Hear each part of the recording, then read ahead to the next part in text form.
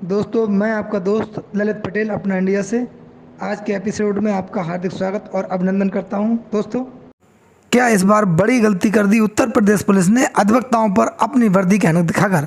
क्या अधिवक्ताओं और पुलिस के मामले में सीधे उत्तर प्रदेश सरकार करेगी हस्तक्षेप? क्या दोषियों के खिलाफ होगी कड़ी कार्रवाई? नमस्कार इंडियंस, मैं आज हम इंडिया में उस मुद्दे पर बात करेंगे जो उत्तर प्रदेश का एक ज्वलंत मुद्दा बन गया है, जो मामला हाईलाइट हो गया है, जो इतना हाईलाइट हुआ है कि सोशल मीडिया संस्थानों में तमाम चैनल्स पर ये सुर्खियों में बना हुआ है, जिस पर देश की जनता की नज़र है। देश की जनता देख रही है कि ये मामला देश की जनता से कानून का पालन करवाने वालों यानी कि पुलिस और देश की जनता को न्याय दिलाने वालों यानी कि अधिवक्ताओं के बीच का मामला है। ये दोनों वर्ग ऐसे हैं जो कानून से बंधे हुए हैं, दोनों वर्ग ऐसे हैं जो कानून की अच्छी समझ रखते हैं, दोनों वर्ग ऐसे हैं कि सीधे सीधे इनका देश की जनता से सीधे सीधे सरोकार है, देश की जनता सीधे सीधे इनसे जुड़ी हुई है। लेकिन इस बार मामला फंस गया है क्योंकि दो कानून के स्तंभों के बीच आजकल देखा जाए तो विवाद पैदा हो गया है और आमने सामने खड़े हैं, और जिनका सीधे सीधे सरोकार जनता से है। यानी कि पुलिस का देखा जाए तो जनता और न्यायालय अधिवक्ता। इसी प्रकार अगर अधिवक्ता का देखा जाए तो जनता न्यायालय पुलिस, इन दोनों का आपस में एक संबंध है।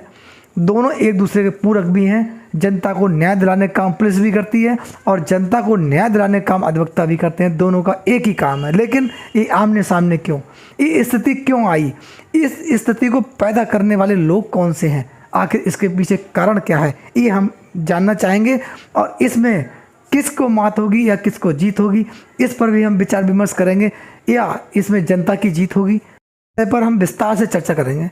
दोस्तों, जो कुछ लोग नए वीडियो में हैं उसमें मैं इस मामले को थोड़ा शॉर्ट में बता दूं कि ये मामला 25 अगस्त का है, हापुड़ में हुआ था और अधिवक्ताओं और पुलिस के बीच झड़प हो गई थी। झड़प के पीछे कारण क्या था कि एक महिला अधिवक्ता रास्ते से जा रही थी, वहाँ पर जाम था, एक पुलिस कांस्टेबल है वो वहाँ ड्यूटी दे रहे थे और भी पुलिस वाले थे, लेकिन महिला अधिवक्ता के साथ उनके क्लाइंट भी थे।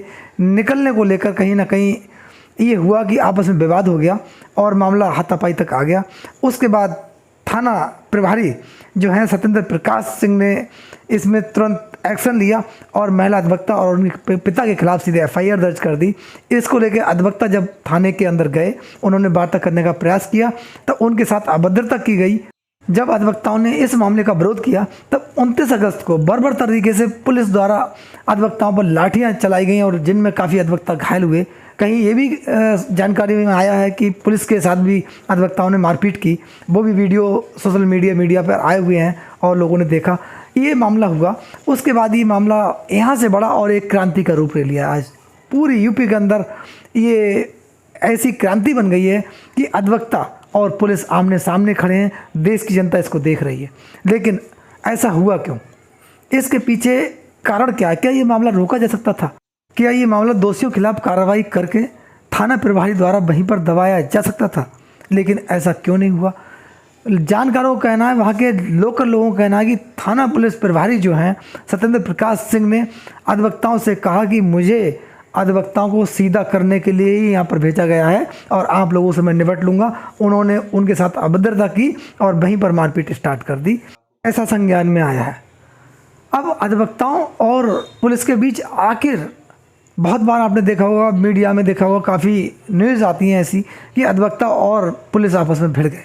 ये मामला दिल्ली में कई बार हुआ, साकेत न्यायालय में हुआ, हाई कोर्ट में भी कई बार मामला हुआ, विभिन्न डिस्ट्रिक्ट से ऐसे मामले आते हैं। बिहार में मामला हुआ था नालंदा में अधिवक्ताओं और पुलिस के बीच। ये मामले ऐसे क्यों आते हैं हम बता दें।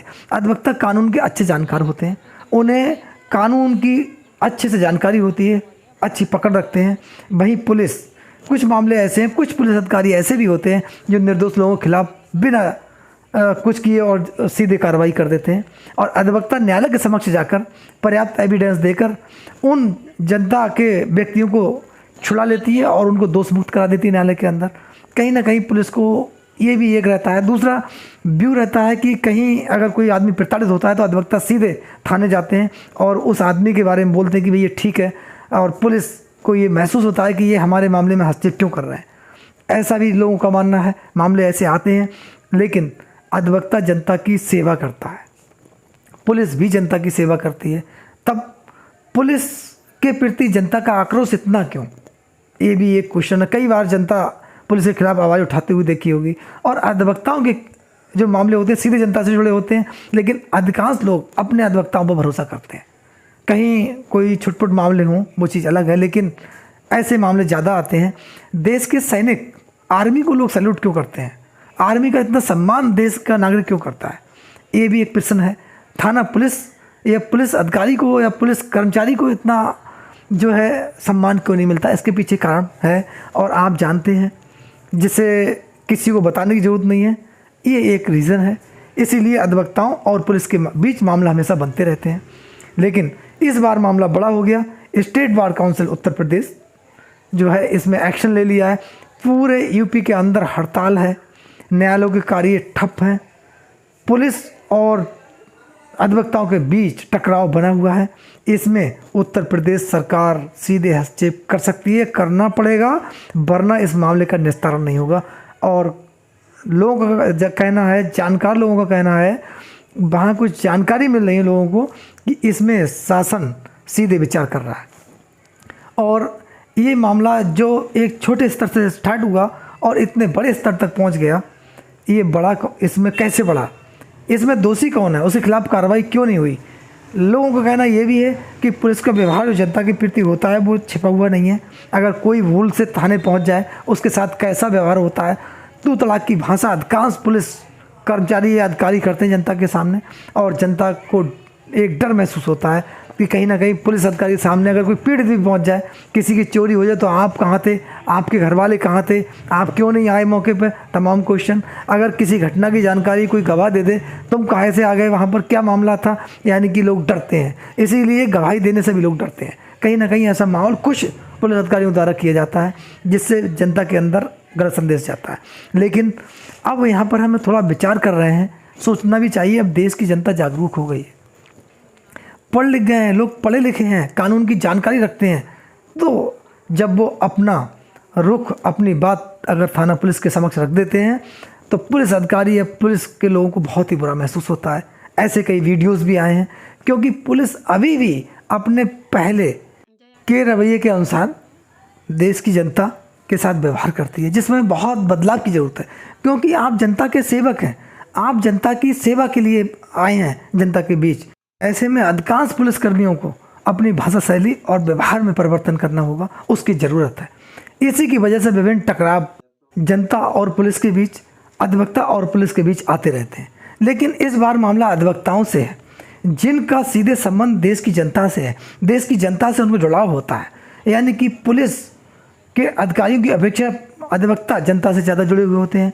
जनताओं के बीच उनकी पकड़ अच्छी होती है और अधिवक्ता राजनीति बेस पर भी काफ़ी आगे हैं, यानी कि शासन में भी जो है अधिवक्ता बैठे हुए हैं। इसीलिए कहीं ना कहीं इसमें उत्तर प्रदेश सरकार सक्रिय है और गहनता से इसमें विचार कर रही है, जिसमें जो भी दोषी होंगे, चाहे वह पुलिसकर्मी हों चाहे वह अधिवक्ता हों, उनके खिलाफ कड़ी कार्रवाई हो सकती है। क्योंकि ये मामला व्यवस्था का है, कानून का है, और व्यवस्था बनाए रखना सबका धर्म है, सबका कर्म है। क्योंकि हम संविधान से बने हुए लोग हैं, संविधान से देश चलता है। लेकिन कुछ पुलिसकर्मी खाकी को बदनाम करने का भी काम करते हैं, जिनके कारनामे आपने बहुत बार देखे होंगे, मीडिया, सोशल मीडिया पर देखे होंगे। उनके कृत्य जो होते हैं वो वर्दी को तार तार करने के होते हैं। आए दिन ये घटनाएं आती रहती हैं। ऐसे ही लोग अपनी वर्दी की हनक दिखाकर देश की मासूम जनता का शोषण करने का काम करते हैं, जिसको अधिवक्ता बर्दाश्त नहीं कर पाते हैं। अधिवक्ता सीधे पुलिस अधिकारी के सामने खड़े होकर जवाब देने में सक्षम है, इसीलिए टकराव की स्थिति है। अब अधिवक्ता संघ यानी कि उत्तर प्रदेश बार एसोसिएशन ने इसमें ऐलान कर दिया है कि दोषियों के खिलाफ, दोषी पुलिस कर्मियों के खिलाफ जब तक कड़ी कार्रवाई नहीं होगी, ये आंदोलन बंद नहीं होगा। इसलिए समूचा उत्तर प्रदेश आंदोलन की चपेट में आ गया। इसमें दो कानून के स्तंभ यानी कि पुलिस और अधिवक्ताओं के बीच में टकराव बना हुआ है, और प्रदेश की जनता इन दोनों के टकराव में पिस रही है। कहीं ना कहीं वो न्याय से वंचित हो रही है। दोस्तों, इस मामले में आपकी क्या राय है, हमें कमेंट्स बॉक्स में ज़रूर बताएं। आपके कमेंट्स और लाइक हमारे लिए उत्साहवर्धक होते हैं, प्रेरणादायक होते हैं। आपके सहयोग और प्यार के लिए आपका बहुत बहुत धन्यवाद। नमस्कार, प्रणाम, जय हिंद, जय भारत। वीडियो देखने के लिए चैनल को लाइक एंड सब्सक्राइब करें। धन्यवाद।